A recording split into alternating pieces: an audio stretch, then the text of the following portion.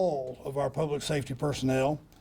Chief Davis recognizing the need for lots of eyes on this incident, not knowing what we were dealing with, needing professionalism, activated a command center to be part of our experience here today.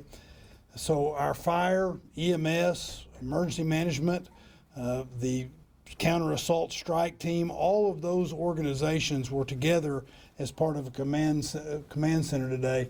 And before we get into the details of what's going on, I want to take a minute to recognize that, because when we're talking about keeping Austinites safe, having those professionals together, I will tell you, it is wonderful to watch, even under these circumstances, because you see professionalism and deep caring for making sure that our city is safe when they're together. There are no silos. It is one team, and so I am very thankful for these public safety professionals. I have been in contact with a number of people, including the mayor of Manor, Mayor Harvey, and we'll talk a little bit more about all of that, but I've also been in contact with Governor Abbott, who has extended his support to Austin. This was a rapidly evolving event involving multiple incidents in multiple locations, and the chief will walk you through some of that. APD responded very quickly and with all investigative and patrol assets, including Air One. As I indicated, I'm also appreciative of the Manor Police Department and Mayor Harvey's help in that regard. I'm thankful for DPS's role in this, and the Travis County Sheriff's Office as well. You will hear more, but there were 4 victims of gunshot wounds. One was serious but is in stable condition. The victims of these crimes and their families are in our prayers. And finally, I want to say, before turning it over to the chief, is how appreciative I am of the people of this city, the people of Austin, who, when a warning goes out, they're diligent, they pay attention to that, they are watching out for each other, and they're doing it in a way so that our city is safer as a result of that. And I just want to say from the bottom of my heart, thank you to the people of Austin for accommodating what we need to do when we have circumstances like this. I'm very appreciative. We're going to learn more about all of this in the coming days. We ask, as always in these situations, to please allow law enforcement to do their work. I'm now going to turn it over to Chief Davis to go over a preliminary timeline of the events and give you more details. Chief. Thank you, Mayor. I want to start by saying that our hearts are certainly with the victims of this and the families of those involved in this senseless violence. I want to share some preliminary information with you, but also want you to understand how complex this whole situation was, and how this spanned from yesterday about 3:45 till today. So regarding those shootings, at this point we have 2 suspects in custody. We have a 15-year-old and a 17-year-old in custody. The 17-year-old has a warrant for a theft of a gun from the same store that the 15-year-old stole a gun from yesterday. So we were first notified of this, that they stole a vehicle from an apartment complex. Later, APD was notified about the theft of the firearm. At that point, we were not aware that these 2 cases were connected. What transpired after that was an estimated of 20 service calls related to these individuals, predominantly in South and East areas of Austin. And so you imagine shots being fired at a firehouse 2 times. They fired at a firehouse and struck a truck into apartment buildings, where officers then had to go door to door, ensuring that everyone inside those homes were safe, and they did that. Resources were immediately called in to assist patrol, and we started to make connections and identify those similarities, and then realized that the series of stolen vehicles were involved. They stole over 4 vehicles during this whole spree. Again, the several challenges in the beginning which made it difficult to connect those calls and how all those came together. This series of events led our officers to utilize all resources available for their investigation, from technology, air support, K-9, METTAC, key APD units, DPS, Travis County Sheriff's Office, and Manor PD, and officers again going door to door. From the very beginning, APD and our public safety partners were committed and focused on public safety and protecting the public. Again, I want to thank my partners here with fire and EMS Couldn't get through these things without them. We'd like to also thank the community for following up on those alert messages. Like the mayor said, it is imperative that people take those messages seriously and they adhere to what those messages state. Again, anyone with information to this related to these incidents, please call our aggravated assault unit, 512-974-5177. You can also submit those tips anonymously through Capital Area Crime Stoppers. I want to thank everybody for being here. Again, this is a serious situation, and 2 people have been apprehended, and we'll let the justice system at this point, take over. I'll go ahead and turn it over to Chief Rob Luckritz. Good afternoon. Rob Luckritz, Chief of Austin Travis County EMS. Again, our thoughts and prayers go out to everyone that was involved in this incident. Today, beginning slightly before 9 a.m., Austin Travis County EMS responded alongside our public safety partners at the Austin Fire Department and the Austin Police Department to 4 different shootings across the city in various locations throughout the day. Of those 4 patients that we treated, 3 sustained non-life-threatening injuries, and 1 sustained critical injuries and was treated with whole blood on the scene before being transported to a local trauma center. All 4 victims were transported to local trauma centers. In response, Austin Travis County EMS worked with our public safety partners to step up our CASMED program and embed additional paramedics with the Austin Police Department, as well as our tactical paramedics to assist in the operations throughout the day with the Austin Police Department.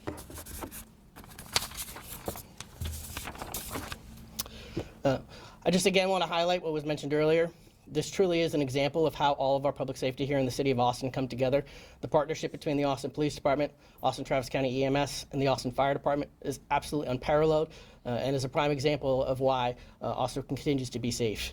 And again, acknowledging all of our staff and team members who worked throughout the day today and were true heroes throughout the response. And with that, I'll turn it back to Mayor Watson. We're available for questions, so if y'all want to ask questions, What all please. happened?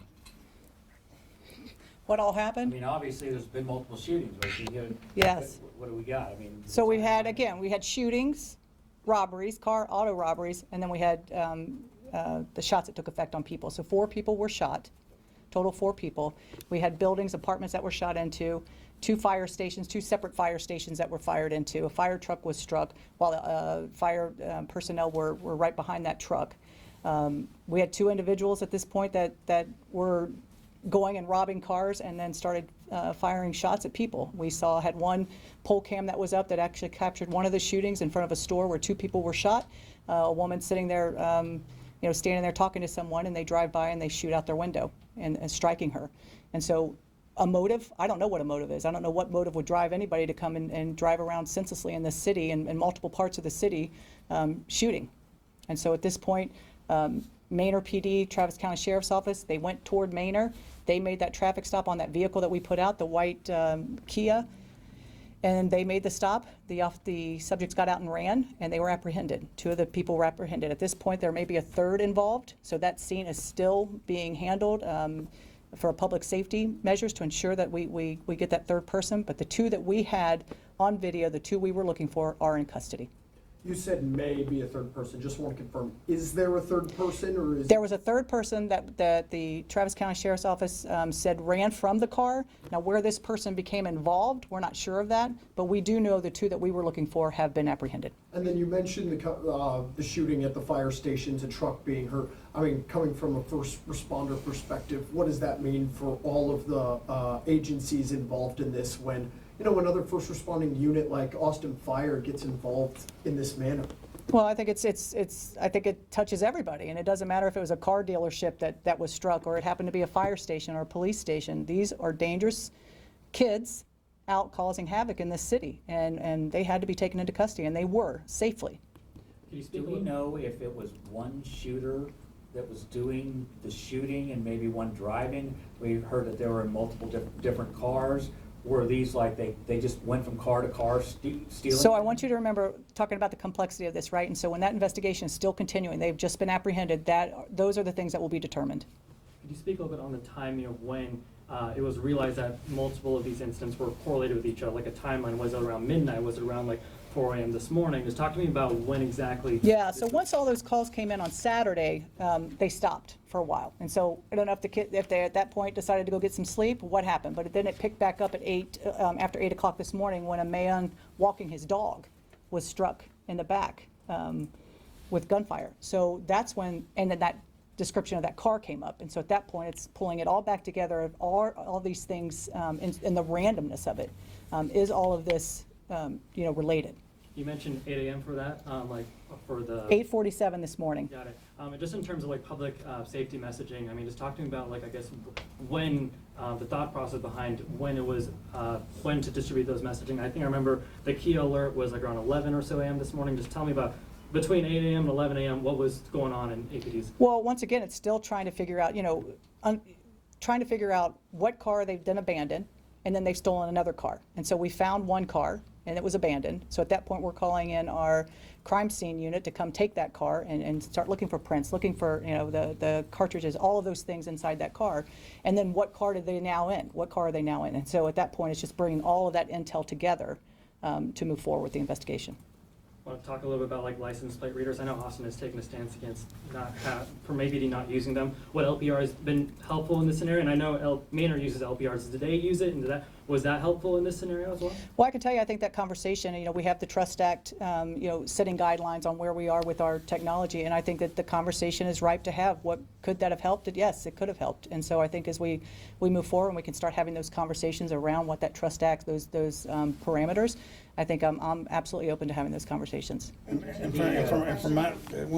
from my perspective, when we talk about Austin being safe and people feeling safe in Austin, we need to make sure that our law enforcement has the tools that they need so that we can keep people safe. I'm not going to speculate about whether or not you might piece things together sooner. Things might, in this instance, but we certainly know that, what I'll say is this, probably having license plate readers would have been helpful under these circumstances. So we need to make sure that when we're trying to reach balance and perspective, we take all of that into account. Thank So you, there Mayor. was Chief, the can we come over here first? Yeah. Sorry, Chief, what do we know about the third suspect? Any idea of like who we're looking for, age, and like any kind of idea of like relation? Are they? We don't. Like I said, the Travis County Sheriff's Office, once they stopped that car, 3 people ran from the car, similar young Hispanic males. So at this point, we don't know what that third subject's involvement was. We do know that the information we had, the videos that we have those 2 subjects in custody. So the individual that was severely injured and was transported and was in surgery, I was shown an image from his front porch, a very bloody image. But then other neighbors said, no, the shooting happened over at the park, just right across the way. Do we know if he was shot one place and maybe transported himself or to his house, or do we know anything about that? I have the address on Ballydawn is where that shooting took place. Could you real quick, for the 10 different, it was 10, right? For the 10 different incidents, could you just tell the locations for each one real quick so we have like just knowledge on that? Anna, do we want to give this paper to them? We're gonna wait. We can share that information, but it might be maybe tomorrow or later this afternoon Okay. that we give. Yeah, let's wait on that. We've got it all. There were 12 different incidents as far as where shots were fired. So we'll give that information to you all, but 12 separate incidents. Can you tell like, I guess like the type of places, like you said, fire? Yeah, we know a fire station, an apartment building, a couple apartment buildings, some homes that were shot along the way. I believe as they were shooting at the fire station, they kind of started shooting before they even got to the fire station, hitting a couple of homes. And again, those officers were doing their due diligence and going door to door, ensuring that no one was struck inside those homes. Given the guys, we have one final question. Sure. Please. Given the complexity and the randomness of the spree of shootings, what do you make of APD's response time? And do you believe that this was quickly resolved for police, given all that went into this? And what do Yeah. you want the public to know now? Well, what I want do I think that absolutely the police department did a fantastic job of one, connecting these. You have shots fired, you have vehicles that are being stolen, then you have people that are actually struck beginning this morning. And so piecing all of that together, again, was complex, but it was done. And it was done with the technology that we do have, right? And so when we think about cameras, could that have helped? Yes, it absolutely could have. But we got these two individuals, and we took them into custody. Maynard PD and the Travis County Sheriff's Office took them into custody safely. They're not injured. And so I think that's a success. But unfortunately, we have 4 people that were struck by gunfire, and we have 1 that's critical. And so that is something that we need to take seriously. And we need to take seriously the fact that we've got 2 juveniles, 15 and 17, running around with guns, creating this havoc. Is that part of the investigation? What's that? How they got the Yeah, firearms? so the firearms were stolen. We know that they stole them, and this was a 15-year-old that stole the gun, but the 17-year-old had a warrant on him from stealing a separate weapon from that same store. Last one, where does the investigation go from here? At this point, we're going to get the, they are juveniles, and so at this point, we're not interviewing them, but they're going to be taken to juvenile detention, and the investigation still continues. Do you have any messaging? Thank for, you. like, Thank you all juveniles? very much.